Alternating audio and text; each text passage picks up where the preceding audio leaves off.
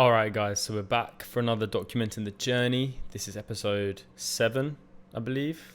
I never know. And yes, I missed one last week. I wasn't feeling so good, so that's why that didn't happen. But ultimately, I didn't feel like I had so much to report anyway, and I didn't want to make these feel like they're, super repetitive or something. So there is that, but no, I do want to keep doing them every week. And again, it's about the accountability and just keeping myself on track. So we're going to continue doing them weekly, but on Friday instead of Thursday, because it just seems like a more natural day to do it. Like it's the end of the week, what's happened, what's been going on basically. So let's get stuck into it. The last 2 weeks have basically been just me like absolutely wrestling with getting leads, and it is very difficult.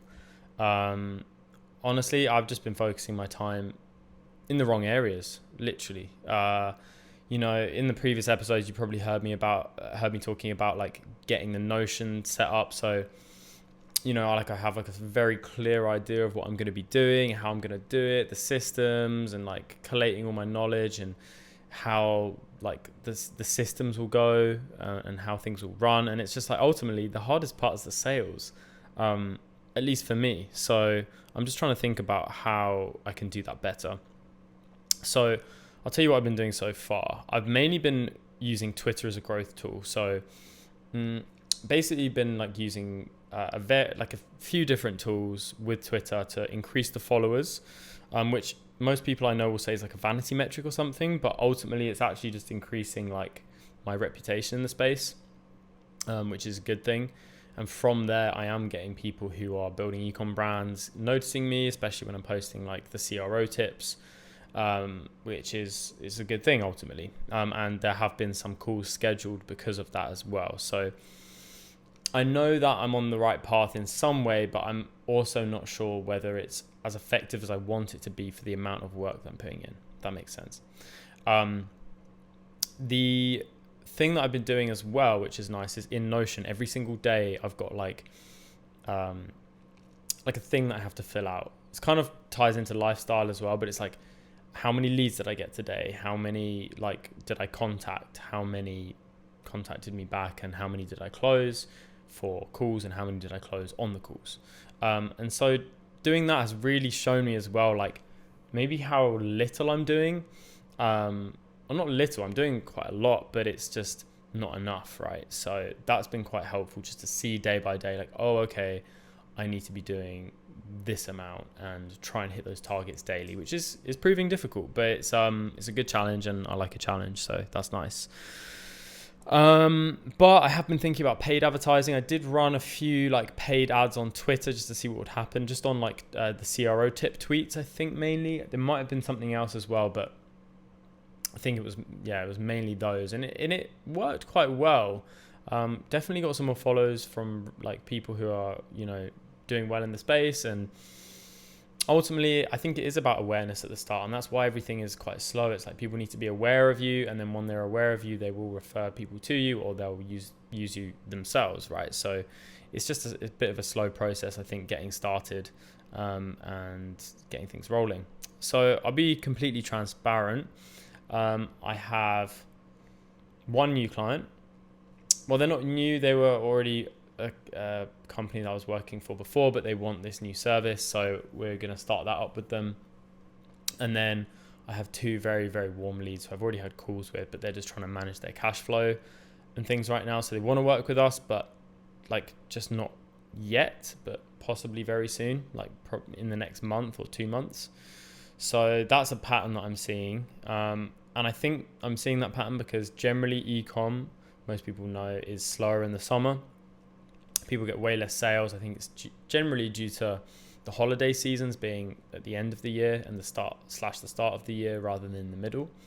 And also the fact that we're in a recession right now. I've seen e-com brands literally shutting down or making people redundant like recently. So I think people are under a little bit of pressure.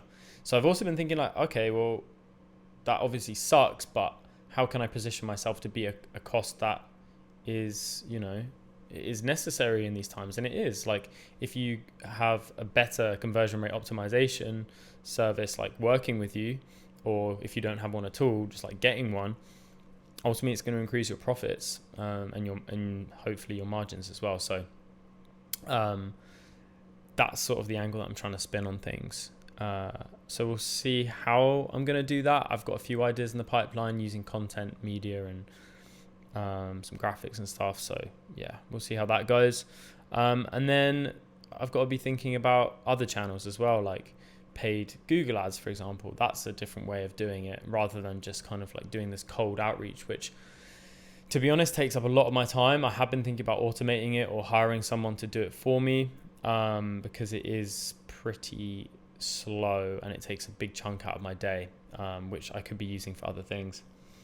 But I think it's good to learn, and good to get a process working before I delegate it to someone else. So that's sort of where I'm at with that. One thing that's been a little bit annoying is I've had like a few no-shows for calls, so people booking and they're not showing up, which is kind of confusing. I don't really understand why that's happening at the moment. Again, I'm kind of like trying to run my own conversion rate optimization on that process, right? So I'm making sure that Calendly, the scheduling tool that I use, is sending them an email 24 hours before and like an hour before. I think it's that. And then if they don't show up to the call, then I'm manually sending them an email after, like, hey, no worries, like just reschedule a time here. So we'll see what happens. I think that's the most I can do, but I'm going to try and think and see if there's other ways where I can make it more solid for them to turn up, or give them an even better reason to turn up.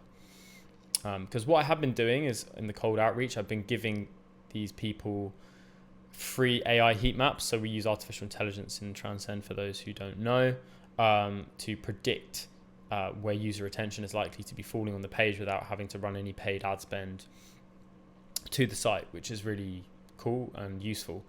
So I've been using that as like a little bait, but maybe I should use that as a bait on a call instead of like a bait in the outreach process. Like as in terms of like me giving it away straight away. So that could be a potential change to make. We'll see. And I think that pretty much covers it, to be honest. It is just thinking about different ways to acquire clients, and also wondering, when do you move over to a different channel and stop what you're currently doing? Because I don't know if any of you have seen that meme. It's like two guys with like a pickaxe, and one stops just before he gets to the diamonds. It's like, oh, there's no point. And then the other guy is just like continues and gets to the diamonds, right? So it's like that problem. It's like you don't always know when to stop and when your effort is not being rewarded. Or maybe you need a different strategy or something. But ultimately, I do think what I'm doing is working. It's just in the very beginning stages of working. So yeah, we'll see. But I'm all about efficiency, and I want the most efficient systems possible to do this. So yeah, it's just a process basically.